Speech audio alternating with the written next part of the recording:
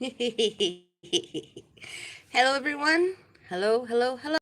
It's the Sky Priestess, Dr. Bhairavi. And of course, today I decided to do something a little bit special as it is, of course, Halloween.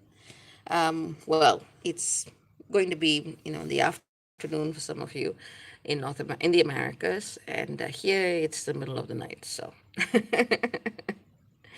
anyways, I wanted to give you some very pertinent information for the weeks ahead. We're going to have a fairly serious topic of discussion today. But 'tis the season, so I wanted to show up with my very, very special witch's hat. And the reason why this hat is very special is because I can't believe it was that long, but about 15 or 16 years ago, I went with my best friend. It was the first time for both of us, and we both went to the Eiffel Tower, and we were wearing witches' hats, and this was my hat. So I actually happened to speak to her today, and we spent a little bit of time together, and her baby absolutely adores me. She was putting on a big show for me, and that was very cute. So that made my day very nice. But I figured, you know what? Since the story of the hat has come up, so I might as well just wear it for the life. So, and just as a general point of note, I think I've always either dressed as a witch or as a very elaborate makeup-based skeleton. But this year, it's a very simple witch. So, yeah, and it is very much on point with the information that I want to share with you today. Today, this Halloween, and of course, it's not just the American holiday. It has its roots in Samhain, especially for the Northern Hemisphere. It's a time where cultures across the world are celebrating their reverence for the dead. For those who live in other realms, for those who exist beyond the veil, it's also a time of general spookiness. So Chiron says, "Nice hat. Thank you, thank you, thank you. I'm glad you approve." I tried getting baby for the live, but she was not having it. So, um, so let's get started. Now, today, Halloween, we basically see in the sky, literally in the skies, we can see the what's known as the demon star or Algol, very shining very, very brightly. And I believe it's the second brightest star in the Perseus constellation. In terms of the constellation itself, it's the head of of the Medusa that he carries, specifically the eye of the Medusa. And Algol is actually conjunct Sedna in the skies as well. And as you know, through during Tier 23 and just looking at the alignments that are coming up for the next couple of weeks, it's one of those things that the collective needs to know. At least those of you who choose to follow my work. Sedna and Algol play an extremely important role in the way we are collectively processing the narrative and the trauma surrounding the shadow or suppressed aspects of the feminine. Now, some of you know me from very recently, others have been following me for years. You know that I used to run a page called The Dark Mother's Children on Facebook that attracted so many people, but ultimately I shut it down because I realized it was feeding into a different type of romanticization. But so for me, whatever I talk about in terms of the astrology and mythology and archetypes, that is supplanted, or rather, I should say supplemented, sorry. It is supplemented by years of pilgrimage, ethnographic observation, deep research, and so on and so forth. So for me, these archetypes are not just something that you go, oh, well, this star says this and that star says that.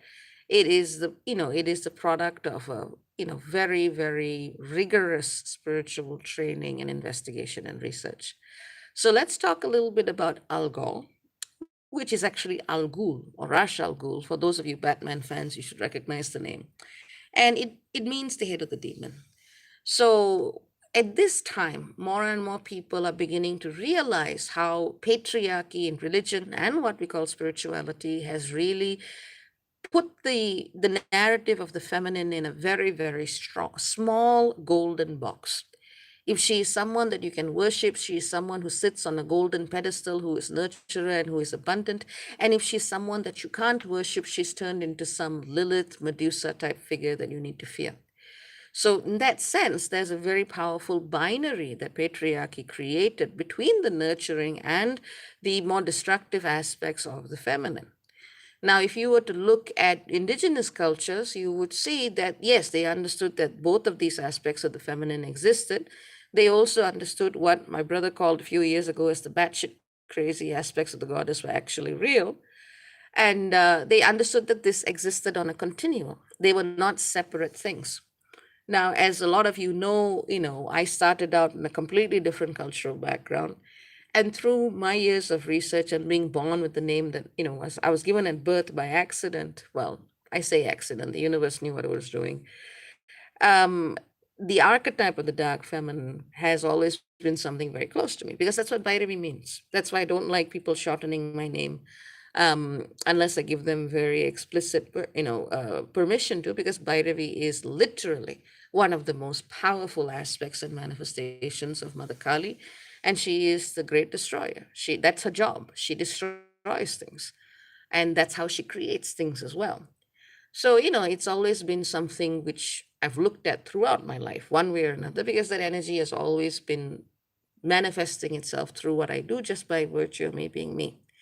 So the more I looked into the dark shadow archetypes, the more I saw the romanticization that was coming through it. It was shadow work, the deep, the dark, the subterranean, the chthonic, the dark mother. It became more about the fetishization of the occult and what had already been pushed underground by the patriarchy.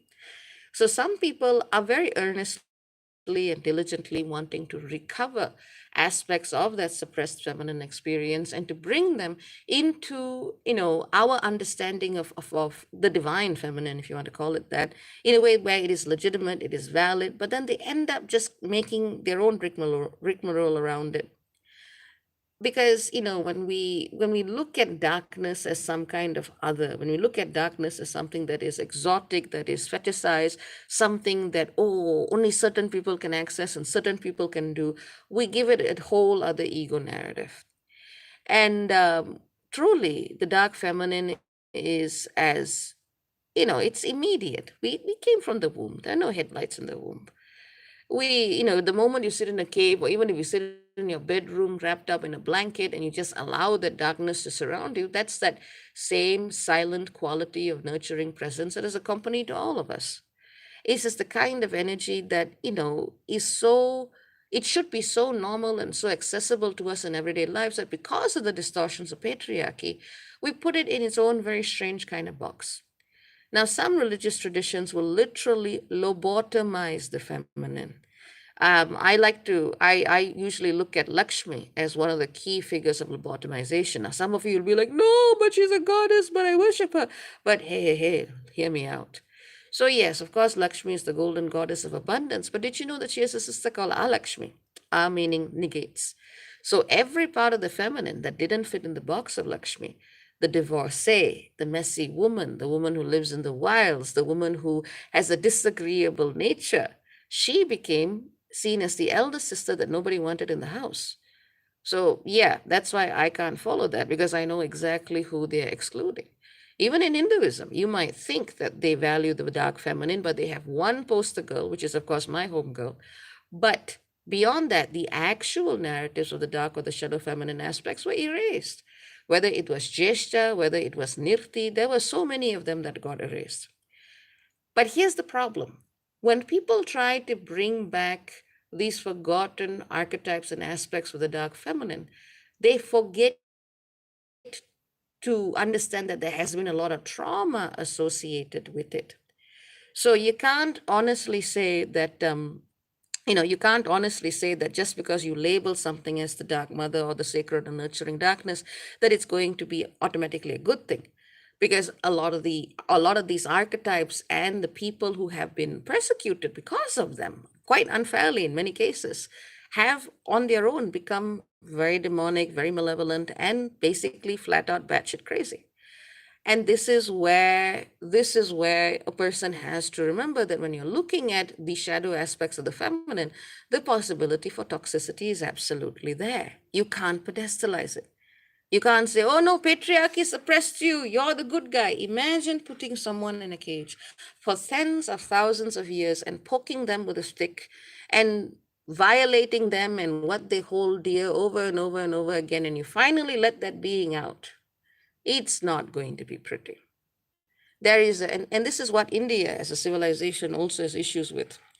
Like I said, I spent years doing ethnographic research there. So, here in that particular civilization, they have the technology to actually create demigods and demigoddesses, especially of the shadow and of the dark nature. However, what they instead end up doing is anytime a woman gets unfairly killed, they stick a stone on her, call her a goddess, elevate her through ritual and prayer, but the soul itself is not purified.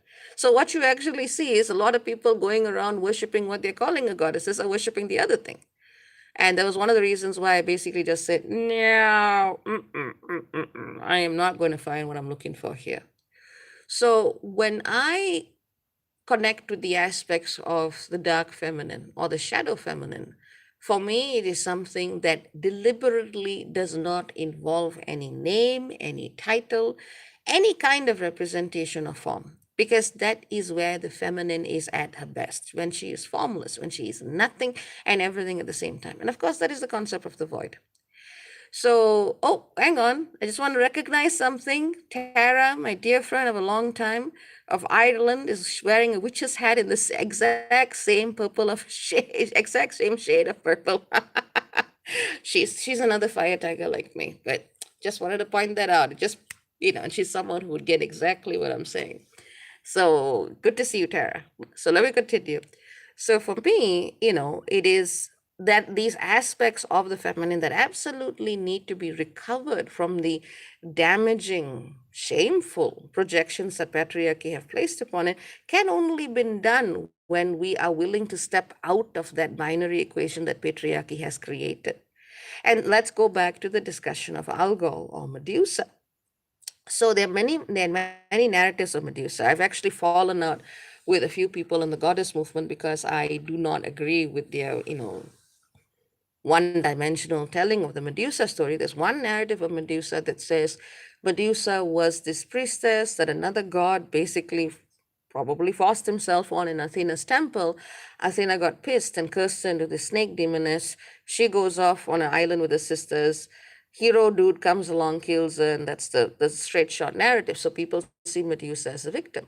But all the narratives that precede this within the same literature show Medusa and her sisters as legit flat out monsters that harmed people.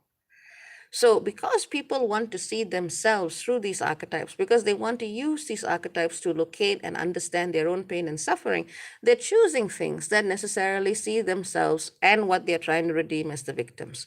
Sometimes this is the case, and sometimes it's just flat out batshit crazy. So this is where Algol and Medusa teaches a very, very important lesson in how each of us need to be very mindful of our journey with the shadow feminine and what it is we take from this journey. Of course, there's healing that needs to be done. Of course, there's voices of suppression that absolutely, the voices that have been suppressed that absolutely need to be heard. But those voices, rather than one's projection upon them or one's desire to validate their trauma through them, are the ones that actually need hearing. I mean, I get a lot of people because of my name and because they make certain assumptions about my cultural background. They're like, I worship Kali. That's wonderful. And I'm like, okay, sweetie, let's think about this. So you're worshiping the most powerful super being in the world. I like that. Good. But how is she the most powerful super being in the world when basically she's let out of a cage, made to fight the battle that other people can't fight? And when she gets into bloodlust, the way they calm her down is to either send her husband in the form of a baby, or she husband basically lies down, she puts a foot on his chest and goes, "Oh, my husband, I remember who I am now," and she calms down. If you're telling me that's not a straight-jacketed version, a very limited and weaponized version of the destructive aspects of the feminine, I would say go back and read your scripture again. But, not everybody is willing to deconstruct things that way. But the same thing happens with other dark goddesses. If they are allowed a place in religion and mythology, it's a very specific place. And the moment they stray out of that place, they immediately become demonesses. I mean, the same thing with Lilith. Lilith, yes, there are older traditions that see her as the baby eating demon, yes. But there's also that part that goes, well, she was the first wife of Adam, and she basically just told him to bugger off. Like, no, I am not going to be subservient to you. I have shit to get on with. And she goes off. So again, there is a multiplicity of meanings. Of course, some of these women would have just gone off and lived their own lives without harming anybody, and some of them may have.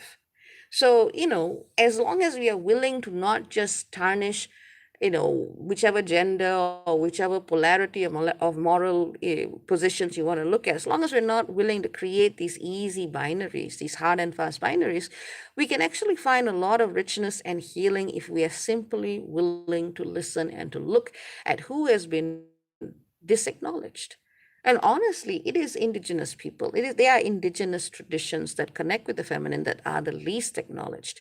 Because, see, the people whose memories that we have collectively forgotten are the ones who have been forced and denied access to their own culture, to their own memory, to their own legacy. What you're finding now is mainstream religion and spirituality is already a colonizer's perspective. So if you're really looking for the dark and shadow feminine, you gotta dig. Either dig so deep where you realize, where in the shit did this suddenly come from? Or you go, you know what, screw what anyone has written. I'm just gonna sit and I'm just gonna connect and I'm just gonna let this energy guide me the way I need to guide me. So, for me, it's a little bit of both. It depends what mood I'm in. But that's what's coming with Sedna and Algol. And the reason why, I mean, normally I don't talk about these archetypes because I know there's a lot of people out there that want to see them as the road to their liberation and healing and, to recognize and validate their trauma. And I know they feel very challenged when I go, well, no, sometimes people are just fucked up. But I didn't realize it at the time, but Algol is very, very bright in the stars today. And Algol is going to be conjunct the upcoming lunar eclipse on November the 19th in Universal Time. And so this is a collective theme that is going to be absolutely coming through for all of us to recognize and acknowledge. With this information, with the perspective that what you think may be the victim, or who you think may be the victim of patriarchy or rewritings, may not really be the person who is worst off. You have to look at the silences. You have to look at the voices that have not been allowed to even exist in discourse for thousands of years. That's where all of these energies are being hidden. Sometimes they can be healed, and sometimes you just got to let them go because they may no longer be in alignment anyway. So, at a much more deeper, at a much more fundamental level, this I would say is probably the most important alignment for the next few weeks. There are multiple activations of Sedna and Algol even in the next couple of days. People ask me, is this a bad star? Is this going to mean misfortune? Not necessarily. It is a star that basically says you need to look at what is hidden. You need to look at the stories that have been rewritten and those perspectives that have been ignored. And honestly, that is one of the scariest things for people to do. A lot of people's identities and what we think about the world and society is created through the omission of information. Because if people actually knew what was going on, whether or not it's just in terms of human history or the metaphysical level, a lot of people will not be able to handle it. So we create societal narratives and historical pictures which seem legitimate, which seem like they represent reality, but really that so-called legitimacy is on the basis of a lot of things that didn't make the cut. So look at what didn't make the cut. At a practical level, look at people in your life who are trying to tell you, hey, you're not listening to me, or you are ignoring my existence, or you are really not hearing what I need to say. Sometimes it's very legitimate to say, you are a crazy ass weirdo, get out of my life. And sometimes it's as legitimate to say, oh God, I have been such an idiot. I've only been looking at my perspective on things. So even if it's something as simple as that, when you are actually willing to make room for a voice that has been denied unjustly, you create a space of healing. And that's what I think is one of the most important messages of this time. Of course, we're going to be having the new moon opposite Uranus coming up. I feel that this is a precursor for the lunar eclipse. And you're just going to be seeing a lot more of this need to uncover that which has been hidden. And for the love of humanity, don't romanticize anything. Don't romanticize anything, because any archetype, any idea, whether you want to call it divine feminine, whether you want to call it divine masculine, whether you want to call it dark or light, any idea can be corrupted. Any idea can find a copy or some deviation or distortion on it. So don't put your fixation upon the idea or upon the concept. Look at the actual energy of what you are dealing with. To me, that is what has saved me so many times over in my life. It has never been about what people said it was. It has always been about, does this look legit? Is this real? Are you trying to hurt people? Are you trying to harm people? Are you trying to save yourself? What are you doing? So, this is for those of you who are practitioners on the path, I hope this PSA helps. But yeah, just remember, not everything that is old or necessarily ancient is something you need to recover. And not everything that has been silenced or has been, erased from public view is, well, something you can afford to ignore. Because the planet is going to bring that awareness back whether or not we want it to. The question is whether or not we feed into a toxic cycle of abuse or whether or not we create cycles of healing. Because what tends to happen for those who have been significantly oppressed or ignored for whatever period of time is over time, someone who has been denied access to justice can become an abuser. They can become an aggressor. So, if you take a perfectly innocent person and torture them enough, they can easily switch over to what, you'd call as malevolent, evil, or negative. So it's very, very tricky to kind of say, oh, no, you're the innocent person and you're not. And it's hard to even go there with some of these energies. So whether it's a cause of social justice, whether it's you trying to understand old energies or not, just look at whether or not what you are dealing with is willing to heal and in a way that does not require your sacrifice or anyone else's. Having said that, I would say that is a wrap for what I wanted to say today. Let me just see if there's any key notes that comes up. People like my hat. I'm very happy. Yeah, like I said, this hat is 15, 16 years old. And, it has significance to me. Um, Celine says, sun is on Algol in my first house. See, a good example. You're not batshit crazy as far as I know. Yes, yes, yes. Catherine says, in Ireland is the Morgan. Yep. Banshee said they turn the dark feminine, the evil stepmother.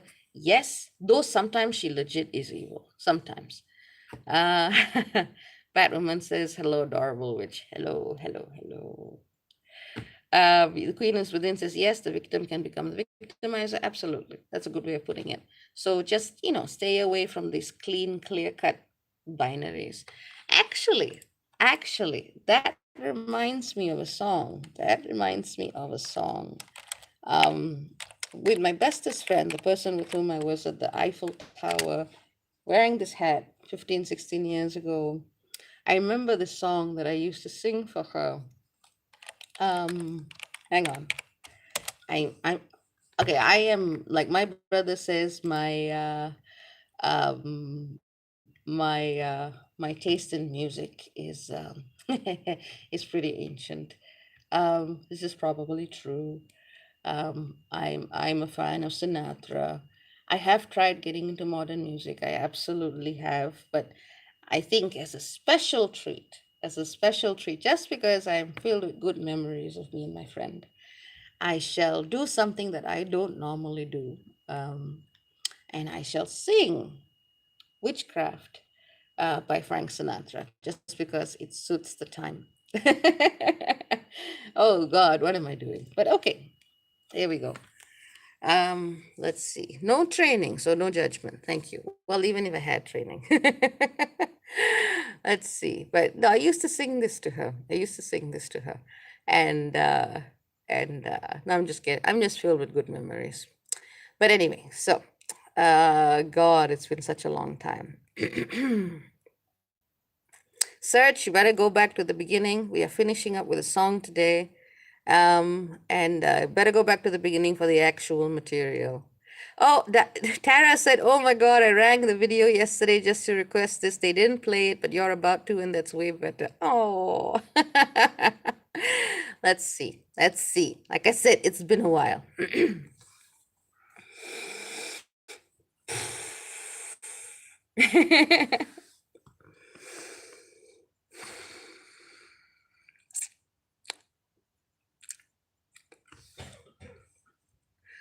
Those fingers in my hair that sly come hither stare, that strips my conscience bare, it's witchcraft. And I've got no defense for it. That heat is too intense for it. What good would common sense for it do? 'Cause it's witchcraft, that wicked witchcraft. And although I know it's strictly taboo, but when you arouse the need in me, my heart says yes, indeed, in me. Proceed with what you're leading me to.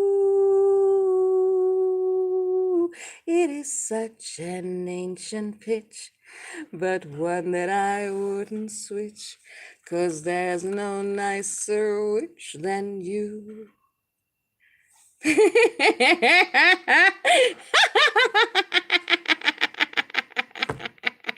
Like I said, I haven't sung that in a long ass time. Hopefully that's good enough for you, Tara. Tara's playing the trumpet. Fantastic, fantastic. Oh, Batwoman. Oh my God, Batwoman's mom just passed today. My condolences. She would have been 91. Oh, okay, she's already passed, I guess. But in the case, happy heavenly birthday. And she loved Frank Sinatra. Oh, fantastic. Auntie Sue says, I love the hat in turquoise. I hope the vertigo is better. Yes, I did. I went through TCM and I figured out what the shit was going on. Lots of liver stuff. Um, Maggie says, yeah, sing. Chiron says, oh my God, thank you. Brandon says, sing for us again someday, please. I'll try. I'll try.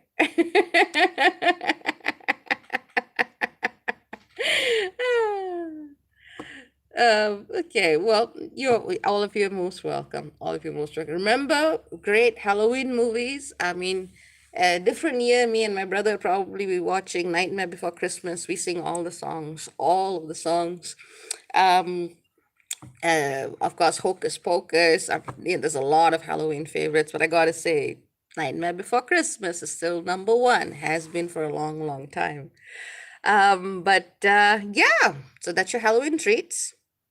No tricks, or maybe the trick was in the first part, but that's about it. Take care. Very many blessings. Lots and lots of love to all of you. And ciao, ciao for now. Bye.